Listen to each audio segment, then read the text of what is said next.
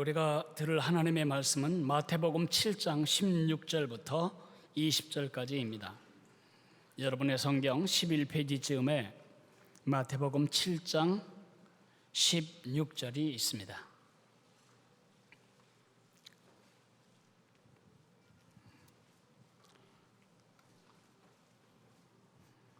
다 찾으셨으면 16절부터 20절까지를 저와 함께 같은 목소리로 읽어 내려가도록 하겠습니다. 그들의 열매로 그들을 알지니 가시나무에서 포도를 또는 엉겅퀴에서 무화과를 따겠느냐. 이와 같이 좋은 나무마다 아름다운 열매를 맺고 못된 나무가 나쁜 열매를 맺나니 좋은 나무가 나쁜 열매를 맺을 수 없고 못된 나무가 아름다운 열매를 맺을 수 없느니라. 아름다운 열매를 맺지 아니하는 나무마다 찍혀 불에 던져지느니라. 그러므로 그들의 열매로 그들을 알리라. 아멘. 주보 안쪽에 하이델베르크 요리문답 86문과 87문을 읽도록 하겠습니다. 제가 문제를 읽겠습니다. 우리의 공로가 조금도 없이 그리스도로 말미암아 오직 은혜로 우리의 죄와 비참함으로부터 구원을 받았는데 우리는 왜 또한 선행을 해야 합니까? 그리스도께서 그의 성령으로 우리를 새롭게 하여 그의 형상을 닮게 하시기 때문입니다. 감사치도 않고 회개하지 않는 삶을 계속 살면서 하나님께로 돌이키지 않는 사람들도 구원을 얻을 수 있습니까? 결코 구원을 받을 수 없습니다. 제가 작년 연구월에 독일과 체코슬로바키아, 체코를 여행했습니다. 그 여행의 목적은 얀 후스라고 하는 체코의 종교개혁가가 화형을 당한, 그의 바른 복음과 믿음 때문에 화형을 당한 600주년 되는 그 해여서 제가 그의 뒤를 쫓아가 보기 위해서 갔고 2017년이 되면 500년 전 1517년 마틴 루터가 거대한 교회 세력, 지금은 우리가 로만 캐톨릭이라고 부르지만 그 교회의 비리와 잘못된 가르침에 의문을 품고 저항하는 95개조의 반박문을 성교회 캐슬 처치 문에다 갖다가 박았습니다. 그것이 1517년 10월 31일에 일어난 일입니다. 그래서 내년은 종교개혁 500주년 되는 기념 해입니다. 저는 마틴 루터와 얀 후스의 생가, 출생한 곳에서 죽는 곳까지를 다 쫓아가면서 종교개혁자들이 무엇을 위해 살고 무엇을 위해 죽었는가를 깊이 묵상하는 시간을 가졌습니다. 제가 루터의 뒤를 따라가다가 95개조의 방방문을 목숨 내걸고 내어박았던 바로 그 캐슬 처치에 가서 거기 안내소에서 제가 기념품으로 그림 한 장을 샀습니다. 그 그림, 그 교회의 대문의 그림입니다. 이 그림을 돌돌 말아가지고 다니는데 얼마나 불편한지, 그러나 고생하며 그것을 가져다가 제가 잘 표구를 해서 제가 들어가는 사무실 입구에 걸었습니다. 남들은 그저 예배당 대문 그림이라고 보지만 저에게는 그 그림이 제 나머지 생애의 삶의 목표가 됩니다. 화장실을 가든 출근을 하든 퇴근을 하든 전 그 그림 앞에 잠깐 머물러 서서 그 그림에 손을 얹고 기도합니다. 제가 바로 믿고 제가 바로 살면서 바로 믿고 바로 사는 성도들을 키우다 죽게 도와주세요. 한 번에 화형당하는 것은 오히려 쉽습니다. 매일매일 바르게 살고 바르게 믿고 바르게 살며 바르게 믿고 바르게 사는 사람을 세워나가는 일은 한꺼번에 총살당하는 순교보다 훨씬 힘든 것 같습니다. 제 마음에 소원이 있다면, 제 마음에 기도가 있다면 제 생애와 여러분의 생애가 정말 바르게 믿고 바르게 살고 바른 성도로 살면서 바른 교회 공동체를 세우는 것입니다. 이것이 우리 교단이 속한 대한예수교 장로회 합신총회의 구호이기도 합니다. 바른 믿음, 바른 믿음, 그걸 바른 신학이라고 하는데, 바른 신학, 바른 생활, 바른 교회. 바르다는 말은 바르지 않은 것도 있다는 것을 말합니다. 바르지 못한 교회는 바르지 못한 삶에서 비롯되고, 바르지 못한 삶은 바르지 못한 믿음에서 기인합니다. 바른 믿음은 바른 삶과 바른 교회와 바른 세상을 세우는 기초가 됩니다. 제가 하이델베르크 요리 문답을 끝까지 다 강의해 나갈 텐데, 그 이유는 여러분이 바른 믿음에 서지 않으면 결단코 바른 삶을 살 수 없기 때문입니다. 500년 전 마르틴 루터가 직면해야 했던 잘못된 믿음은 무엇이었죠? 행위 구원의 믿음이었습니다. 예수님을 믿기도 하지만 예수님을 믿는 거 50% 더하기 나의 선한 생활 50%를 합작 투자해서 구원을 얻는다고 사람들을 가르쳐댄 것입니다. 마르틴 루터는 그것은 성경의 복음이 아니다. 성경은 오직 믿음으로만 구원 얻는 것을 가르친다. 그래서 사람들이 재산을 털어서 면죄부를 사고, 그래서 자기와 자기의 조상들의 연옥에서의 횟수를 감하는 이런 면죄부를 팔고 있었던 당시에 교회 세력에 대하여 반박을 했던 것입니다. 행위로 구원받는다. 이것은 초대교회도 있었던 이단입니다. 예수님이 한 50%좀 공급하시고 나도 한 50%를 대서 5대5로 구원받으면 정말 좋을 것 같지요. 그게 바로 갈라디아 이단입니다. 그래서 천국에 간다면 그 천국은 가면 안 될 곳입니다. 얼마나 생색내고 얼마나 자랑하고 얼마나 잘난 체하고 얼마나 가진 체하고 이 땅에서도 그런 것이 서러웠는데 저 천국 가서까지 우리가 그런 것을 보아야 한다면 그것은 천국이 아닙니다. 초대교회 펠라기우스라고 하는 사람은 펠라기우스 2단의 우두머리입니다. 이 사람은 말하기를 성령님의 도움이 없이도 우리는 얼마든지 선행을 행할 수 있고 그 선행의 평가에 따라 우리가 구원을 얻을 수 있다고 사람들을 가르쳤습니다. 이 땅에 있는 모든 불신자들이 예수를 안 믿는 이유는 행위 구원을 믿기 때문입니다. 내가 착하게 살면 천국이 있다면 천국, 극락이 있다면 극락, 어디든 좋은 곳으로 갈 거다. 아닙니다. 심지어 성도들까지 그렇게 생각합니다. 좋은 일을 많이 한 사람은 천국에 갔을 거라고 말합니다. 나쁜 일을 많이 한 사람은 지옥에 갈 거라고 말합니다. 여러분의 말이 여러분을 지옥에 집어넣는 사실을 아십니까? 우리는 하나님 보시기에 완벽한 선행을 할 수 있는 존재가 아닙니다. 우리는 태어나면서부터 죄의 몸통을 가지고 태어났습니다.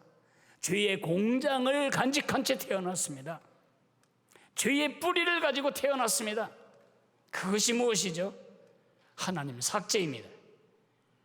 하나님 삭제하고 내가 하나님이 되어 내가 원하는 삶을 내가 원하는 방식으로 내가 원하는 나의 목적을 위하여 살아왔던 삶, 그것이 바로 죄의 몸통입니다. 그것이 바로 하나님으로부터의 차단입니다. 지옥의 정의가 뭐라고 말씀드렸죠?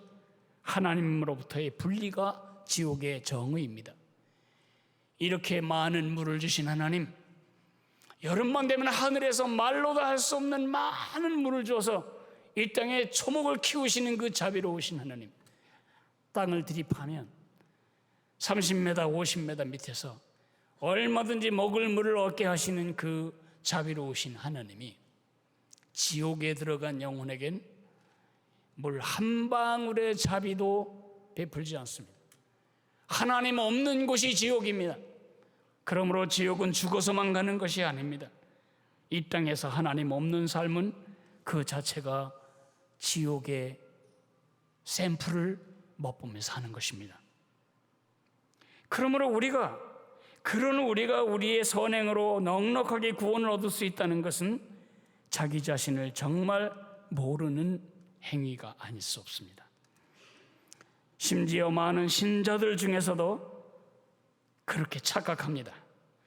내가 죄인이 아니라고는 차마 말 못하겠지만은 예수님이 저렇게 죽으셔야 할 만큼 죄인은 아니다. 솔직히 내가 죄인이라는 것을 인정은 하겠지만 내가 지옥에 막 갈 만큼 나쁜 죄인은 아니다, 이런 생각을 합니다. 그렇게 믿고 싶은 중심에 대해서 저도 그렇게 믿고 싶습니다. 그러나 그것은 사실이 아닙니다. 우리가 지은 몇 가지 윤리적인 죄 때문에 우리가 죄인으로 분류되고, 우리가 짓지 않은 죄 때문에 우리가 선한 사람으로 분류될 수는 없습니다. 무엇이 죄냐를 규정하는 분이 하나님이시라면 무엇이 선행인가를 정의하시는 분도 하나님이십니다. 그 하나님은 우리에게 요구하십니다. 하늘에 계신 너희 하나님의 완전하심처럼 너희도 완전하라고. 그 완전한 선행을 할 수 있는 사람은 이 땅에 아무도 없습니다. 죄의 싹은 사망이라고 하신 대로 우리 모두는 그러한 죄의 인질로 잡혀 있었습니다. 죄의 인질로 잡혀서 자유 없이 언젠간 인질범에 의해서 살해당할 것이 우리 운명이었습니다. 그런데 하나님이 그런 인질범에 잡혀있는 우리를 위해 몸값을 대신 지불해주고 우리를 풀어놓기 위하여 사람의 몸을 입고 이 땅에 오셨고 십자가에 피 흘려 죽으심으로 그 몸값을 다 지불해 주신 것입니다. 오직 그 예수님의 대신 죽은 그 몸값, 그 이외에는 우리가 구원을 받을 다른 일이 없는 것입니다. 행위 구원, 잘못된 믿음입니다. 자기 자신이 얼마든지 착할 수 있다고 착각하는 것은 자기가 죄의 공장이라는 사실을 모르고 있는 것입니다. 여러분이 비난하고 정죄하는 그 많은 못된 인간들, 여러분에게 지금 주신 은혜를 다 제거하고 그처럼 자랐고 그처럼 산다면 우리 다 똑같이 그런 짓 할 수 있는 사람입니다. 우린 죄인입니다. 우리 힘으로 구원받을 수 없습니다. 전적인 은혜, 대신 몸값을 지불해 주신 예수 그리스도의 십자가의 은혜만이 우리를 구원할 수 있습니다.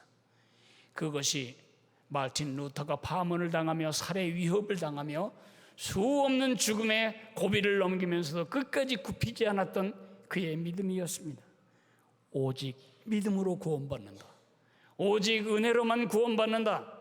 오직 우리의 삶의 기준, 죄를 정의하고 선행을 정의하는 우리의 기준은 오직 성경밖에 없다. 솔라 피데, 오직 믿음으로. 솔라 그라치아, 오직 은혜로. 솔라 스크립투라, 오직 말씀으로. 그것이 그 당시의 문제였습니다. 그 당시 사람들 뱃속 깊이까지 스며 있었던 잘못된 믿음이었습니다. 이제 500년이 지났습니다. 500년 뒤에 하늘나라에서 마틴 루터가 우리를 내려다본다면 이 시대에 우리에게 우리가 직면하고 있는 잘못된 믿음은 그 반대입니다. 행위를 다 없애버린 겁니다. 예수님을 구세주와 주님으로 믿었으니까 천국의 티켓은 이미 내 손에 있고 이제 선하게 사는 것은 선택 과목이 되어버린 것입니다. 선하게 살면 더없이 좋겠지만 사람이 어떻게 그렇게만 살 수 있나? 인간인데. 그러면서 자기가 짓는 죄를 합리화하고 정당화하며 살아가려고 하는 것입니다. 나쁜 짓만 안 하면, 경찰서에 붙잡혀갈 짓만 안 하면 꽤 괜찮은 삶을 산다고 생각한다면 여러분은 스스로를 모독하는 것입니다. 우리는 법 없이 사는 사람이 되는 게 목표가 아닙니다. 경찰서에 안 붙잡혀갈 정도로 악한 짓을 안 하는 것이 우리의 목표가 아닙니다. 예수님이 십자가에 죽으신 것은 에덴 동산에서 하나님이 만드신 그 사람, 하나님이 우리 안에서 우리와 함께 우리를 통해 살아가실 때 재현될 그런 적극적이고 긍정적인 최상의 선행을 우리의 삶의 열매로 드러나며 살기를 하나님은 원하시는 것입니다. 우리가 나쁜 짓만 안 하면, 나쁜 짓이라는 것도 성경의 나쁜 짓이 아니고 경찰서 유치장에 안 갈 정도의 나쁜 짓만 안 한다면 그게 선한 삶입니까? 남에게 들키지만 않으면 괜찮을 짓을 슬금슬금 하면서 그런 삶을 유지하는 것이 여러분의 삶의 목표입니까? 아닙니다. 그래서 우리 기독교가 힘도 없어졌고 영향력도 없어졌고 매력도 없어졌습니다. 구원받은 하나님의 백성으로서 선을 행하는 것은 우리의 선택 과목이 아닙니다. 이것은 우리의 필수 과목입니다. 왜 이게 필수 과목일까요? 저는 오늘 세 가지로 대답을 하겠습니다.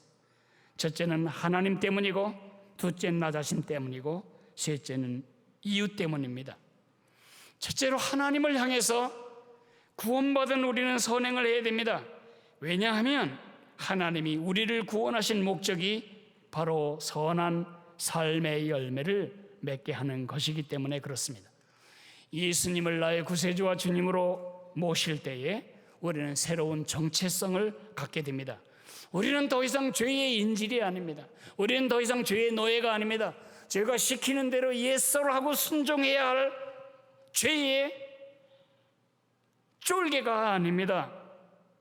우리는 성령님이 이 안에 계시고 하나님을 아버지로 모시고 너는 내 사랑하는 아들이다, 내가 너를 기뻐한다, 그런 하나님의 자녀의 새로운 정체성을 갖게 되었습니다. 매일매일 우리 아버지를 닮아가는 것이 우리 삶의 새로운 과제가 된 새로운 정체성을 얻게 되었습니다. 선을 행해야 할 능력도 있고 선을 행해야 할 바른 표본도 있습니다. 새로운 정체성 때문에 선행은 우리의 선택 과목이 아닙니다. 또한 선행은 우리의 새로운 우리의 구원은 우리에게 새로운 목적을 줍니다. 그 새로운 목적이 뭐냐 하면 선한 삶입니다. 이전에 우리의 삶의 목적은 나 자신이었습니다. 내가 원하는 삶을 내가 원하는 방식으로 내가 원하는 만큼 살고 싶었던 것이 이전의 삶의 기본 방식이었습니다. 하나님을 믿는 이유도 그 하나님이 나의 그런 삶을 도와줄 수 있겠다고 믿었기 때문입니다. 믿음이 어린 아가들은 그렇게 생각할 수 있습니다. 예수를 믿은 지 3년도 지나고 5년도 지났는데 아직도 내 삶의 목적이 아버지의 기쁨과 영광이 되는 것이 아니라면 우리는 심각한 성장 장애를 앓고 있는 것입니다. 에베소서 2장 8절 9절은 이렇게 말합니다. 너희가 구원받은 것은 절대 너희의 선한 행실 때문이 아니라고. 너희가 그 은혜를 인하여 오직 믿음으로 말미암아 구원을 얻었나니 이것이 너희에게서 난 것이 아니 오직 하나님의 선물이라. 행위에서 난 것이 아니니 누구든지 자랑치 못하게 함이니라. 천국에 깨어나서 오늘처럼 누군가가 인터뷰를 한다면 여러분에게 이렇게 물을 것입니다. 당신은 어떻게 여기 오게 되었습니까? 그거 내가 이 땅 살 때 참 괜찮게 살았거든요. 그럴 수 없다는 것입니다. 내세울 것이 아무것도 없는 인질 출신이었습니다. 우리에게 남겨진 것은 몸값 지불하지 않으면 목타게 되는 IS 인질범 같은 상태였습니다. 오직 그분의 은혜, 값없이 베푸신 그의 은혜를 믿음으로 말미암아 우리가 구원을 얻었습니다. 우리의 구원은 우리의 선행과 아무 관계가 없습니다. 그러나 거기서 끝나면 안 됩니다. 10절은 이렇게 이어갑니다. 에베소서 2장 10절, 그는 우리가 만드신 바라 그리스도 예수 안에서 선한 일을 위하여 지으심을 받은 자니. 하나님이 우리를 지금 빚고 계십니다. 무엇을 위하여? 선한 일을 위하여. 이 일은 하나님이 어쩌다 생각해내신 것이 아니고 원래 하나님이 우리 인간을 지으실 때의 창세기 2장의 흙으로 빚으실 때에 마음에 가지신 설계도대로 전에 예비하사 우리로 그 가운데서 행하게 하렸던 바로 그 선행을 너희가 행하게 하기 위해서라고 말하고 있습니다. 디도서 2장 14절에서 사도 바울은 이렇게 말합니다. 그가 우리를 대신하여 자신을 주시는 것은 모든 불법에서 우리를 속량하시고 우리를 깨끗하게 하사 선한 일을 열심히 하는 자기 백성이 되게 하려 하심이라. 우리를 구원하신 목적이 뭐냐고요? 인간, 참인간, 원래 하나님이 의도하신 인간이 만들어내야 할 삶의 열매, 그것을 선한 일이라고 말하는데 그것을 맺게 하기 위해서라고 말하고 있습니다. 크리스천의 삶은 힘들고 어려울 때 예수님 나 좀 도와주세요, 그런 삶이 아닙니다.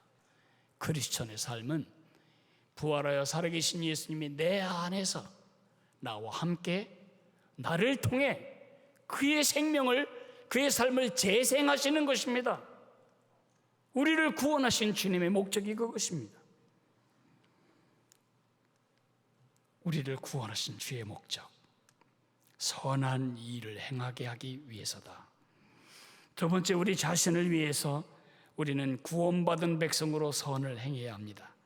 왜냐하면 선행은 내가 구원받은 하나님의 백성임을 확신하게 해줍니다. 선을 행할 때마다 지금 예수님이 내 안에 계시다, 나와 함께 계시다, 나를 통해 살고 계시다는 것을 확신하게 됩니다. 요한복음 15장 5절에 말합니다. 나는 포도나무여 너희는 가지라. 그가 내 안에 내가 그 안에 거하면 사람이 열매를 많이 맺나니 나를 떠나서는 너희가 아무것도 할 수 없습니다. 저 포도 열매가 맺혀진 것을 보면 눈에 보이진 않지만 포도나무가 맺힌 그 열매가 맺힌 가지는 포도 줄기에게 지금 꽉 붙어 있다는 것을 알 수가 있는 것입니다. 선한 열매, 선행의 열매는 나라고 하는 가지가 예수님이라고 하는 나무에 붙어 있다는 증거입니다. 여러분, 아내가 첫 아가를 가졌을 때 한번 상상을 해보실까요? 배가 불러오면서 아이가 뱃속에서 움직입니다. 발로 엄마 발을 툭 걷어차면 옆구리가 툭 삐져나오고, 팔로 조지르면 앞이 툭 삐져나오고, 손을 대고 보면 아이가 안에서 끊임없이 움직이는 것을 알 수 있습니다. 아이가 내 속에서 꿈틀거리는 것을 보며 엄마는 이렇게 확신할 수 있습니다. 아기가 내 안에 살아있구나. 그것처럼 태동을 느낄 때마다 내 안에 생명이 살아있다는 걸 확인하는 것처럼 우리가 선한 열매를 맺을 때마다 우리는 예수님이 내 안에 살아계시구나, 그것을 확신할 수가 있게 되는 것입니다. 그러나 오해하지 말아야 합니다. 이것은 우리가 도덕적으로 100% 완전한 사람만이 구원을 얻는다고 주장하는 것이 아닙니다. 또한 참 믿음을 가진 사람이 어쩌다 실수로 죄를 지었다고 해서 곧바로 천국에서 지옥으로 던져지는 것을 의미하지 않습니다. 감사가 없고 선한 삶의 열매가 없고 돌이키는 삶이 없다면 그것은 실수한 게 아니고 애초부터 그 안에 믿음이 없다는 증거입니다. 인간이니까 어쩔 수 없어서 죄를 짓는다고요? 여러분은 그런 인간이 아닙니다. 여러분은 다른 인종입니다. 하나님의 생명이 이 안에 있고, 하나님의 생명이 여러분을 통해 살고, 하나님의 생명이 여러분과 함께 있는 다른 인종입니다. 다른 인종이 생명의 씨가 없는 세상 사람과 같은 윤리 기준과 선행의 기준을 가지고 살아가는 것은 자기 멸시고 자기 모독입니다. 자기 부인입니다. 다들 그러니까, 다들 음탕하게 살아가니까 나도 그렇게 살아도 됩니까? 다들 속이면서 살아가니까 조그만 거짓말은 다 그냥 해도 괜찮은 것입니까? 합리화하며 변명하며 자기 기만을 하며 살아가는 것은 자기 모독이고 자기 낭비고 자기 파멸에 이르게 됩니다. 하나님이 말씀하실 때 순종하셔야 합니다. 그러지 않으면 엄청 아프게 맞습니다. 근데 아무리 나쁜 짓을 해도 맞기는커녕 아무 지장이 없다. 그러면 여러분은 진짜 울어야 할 사람입니다. 하나님의 사람이 아닌 겁니다. 예수 생명이 여러분 속에 있지 않다는 증거입니다. 성숙해 갈수록 조그만 죄 앞에서 가슴이 저리고 내가 이러다 하나님께 아주 온팡지게 한 번 맞지, 이런 두려움이 있다면 여러분 하나님의 사람인 거 맞습니다. 그런데 두들겨 맞고 끝내는 것보다는 미리 내 손으로 끝내는 것이 덜 아픕니다. 자신을 향해 선을 행하는 것이 이렇게 중요한 일입니다.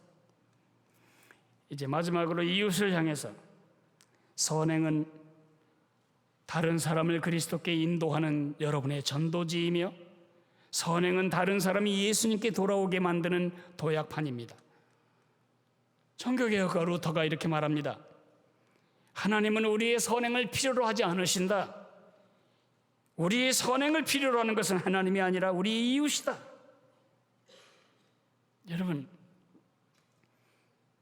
동남아시아에 가면요, 택시에 두리안 탑승 금지 표시가 있습니다. 동그라미에 사선을 하나 빨갛게 그어놓고 두리안 그림이 그 안에 있습니다. 두리안은 아무리 랩으로 잘 싸도 그 냄새를 차단할 방법이 없습니다. 두리안을 소유한 사람은, 소지한 사람은 어디서도 알 수 있습니다. 청국장은 어떻습니까? 오늘 아침에 청국장을 잡수시고 오셨다면 여러분 머릿속에 청국장이 배어 있을 것입니다.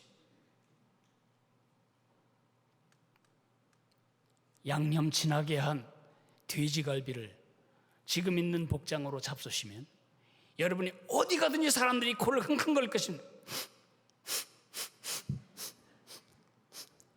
당신 돼지갈비 먹었지? 그보다 더한 것이 뭐냐? 우리 안에 계신 예수님의 냄새입니다. 고린도 후서 2장 15절에 우리는 구원받은 자들에게나 망하는 자들에게 하나님 앞에서 그리스도의 향기라고 말하고 있습니다. 그 우리 안에 살아계신 예수님의 냄새를 감출 방법이 없습니다. 갈라디아서 5장 22절은 이렇게 말합니다. 오직 성령의 열매는, 다시 말해서 예수님이 네 안에 살아계신 그 증거는 사랑과 희락, 기쁨이죠. 사랑과 희락과 화평과 평화입니다. 누군가 각을 세우고 지금 이를 갈고 있는 것은 여러분이 지금 예수님의 사람의 열매를 맺지 못하는 것입니다. 온유와 절제와 사랑과 희락과 화평과 오래 참음과 자비와 양성과 온유와 절제, 이것이 우리 안에 살아계신 예수님이 가지는 성품입니다. 그 성품이 우리를 통해 배 나오게 돼 있는데 그걸 막을 방법이 없는 것입니다. 23절은 이렇게 말합니다. 이 같은 것을 금지할 법이 없느니라. 여러분이 살아가면 사람들이 냄새가 나는데, 그래서 여러분에게 질문합니다. 당신은 나라면 자살을 하기에 족한 어려운 형편인데 어떻게 그렇게 당당하게 견뎌나갑니까? 나 같으면 우울증에 걸릴 수밖에 없는 형편인데 당신은 왜 여전히 그렇게 기뻐하며 살아가고 있습니까? 그들이 냄새를 맡은 것입니다. 질문을 해오면 여러분이 대답합니다. 그것은 내가 아니고, 내가 참는 게 아니고, 내가 이겨내는 게 아니고 내 안에 계신 예수님이 하시는 일입니다. 그 예수님을 나도 믿을 수 있을까요? 그럼요. 우리 함께 예수님께 갑시다. 그것이 전도의 방식입니다. 언젠가부터 전도가 프레이팬 주고 사람 마음을 꼬셔가지고 교회에다 데려다 놓는 일이, 선물 줘서 사람들 예배당까지 끌어다 놓는 일이 전도로 전락했습니다. 그 영혼에 대한 사랑도 없고 그 영혼이 맡아야 할 냄새도 없는 복음은, 그것은 장사입니다. 농사가 아닙니다. 복음 전도는 반드시 농사를 통해 이루어집니다. 내 인격과 삶에서 나오는 냄새와 그 사람을 향한 중보기도, 그 영혼을 불쌍히 여기는 여러분의 중심의 눈물의 기도가 합쳐져서 그가 주 앞에 나오게 되는 것입니다. 마태복음 5장 16절에 예수님이 말씀하셨습니다. 이같이 너희 빛이 사람 앞에 비치게 하여 그들로 너희 착한 행실을 보고 하늘에 계신 너희 아버지께 영광을 돌리게 하라. 요즘은 인공꽃, 인조, 조화가 얼마나 발달되었는지, 조화를 파는 고속터미널 지하에 내려가 보면, 멀리서 보면 전혀 알 수가 없습니다. 얼마나 잘 만들었는지 손으로 만져봐야 이게 생화인지 조화인지 알 수가 있습니다. 그러나 손으로 만져봐도 알 수 없는 경우가 있을 만큼 정교합니다. 그러나 한 번에 드러납니다. 조화는 아무리 그럴싸해도 절대로 벌과 나비가 오지 않습니다. 생화는 반드시 벌과 나비가 찾아오게 되어 있습니다. 여러분의 선한 행실은 벌과 나비를 불러오는 꽃의 향기처럼 예수님의 냄새를 풍기는 것입니다. 이제 말씀을 정리하겠습니다. 요한 웨슬리가 이렇게 말합니다. 선을, 당신이 할 수 있는 모든 선을 행하시오. 당신이 할 수 있는 모든 수단을 다해, 당신이 할 수 있는 모든 방법을 다해, 당신이 할 수 있는 모든 장소에서, 당신이 할 수 있는 모든 때에, 당신이 할 수 있는 모든 사람에게, 당신이 할 수 있을 때까지 당신이 할 수 있는 모든 선을 행하라고 가르쳤습니다. 그렇게 설교할 뿐만 아니라 그는 실제로 그렇게 끝까지 살다 가셨습니다. 죽음이 가까움을 아는 요한 웨슬리는 자기 장례를 다 유언으로 적어 놓았습니다. 그 중에 하나가 자기가 죽으면 관을 묘지까지 옮길 때에 누굴 시켜서 하냐? 거리에 있는 노숙자들, 불황아들을 불러다가 1파운드씩 주고 그들이 관을 옮기게 합니다. 그날 하루 수입이 있게 하기 위해서.